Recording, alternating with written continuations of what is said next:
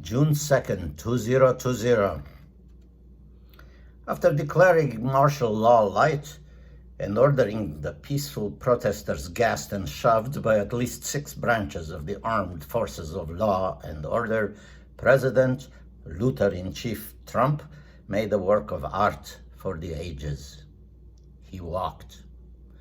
But as if this wasn't enough art, he did so surrounded by an armed entourage of laser-guided robots who, having cleared the path of possibly deadly objects such as empty water bottles, he walked to a church across the street from the White House.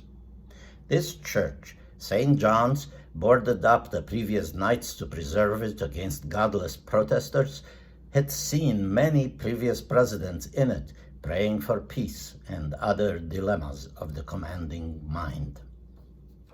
It's not that the Luther-in-Chief was going to this church for the first time. He had once gone to the same church in a limousine with an entourage of armored vehicles. But this time he walked. He walked that purposeful walk that showed the perennial determination of an actor trying out for a role of president in a sitcom.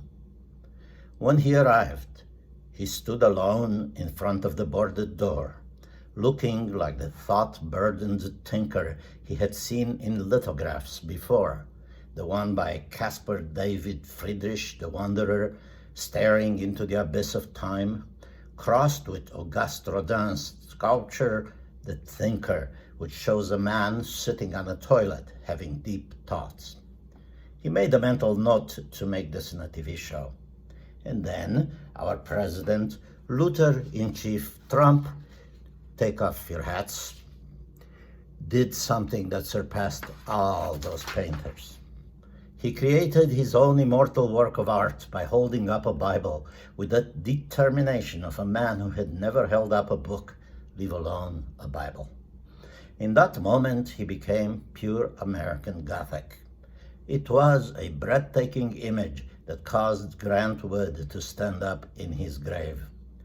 The way he alone stood like a denied Jesus at the boarded door struck the American TV viewer with the force of a kitsch tsunami. He stood alone. The woman in the Grant Wood painting was removed by force prior to the walk, holding the Bible like a pitchfork.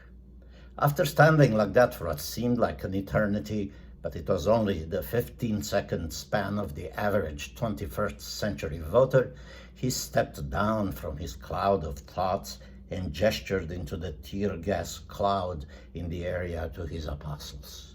One by one, they ambled in. Belly first. John Shushain Barr, Attorney General, and a few others, looking reluctant to approach the luminous orange of Jesus Christ. Is that really him?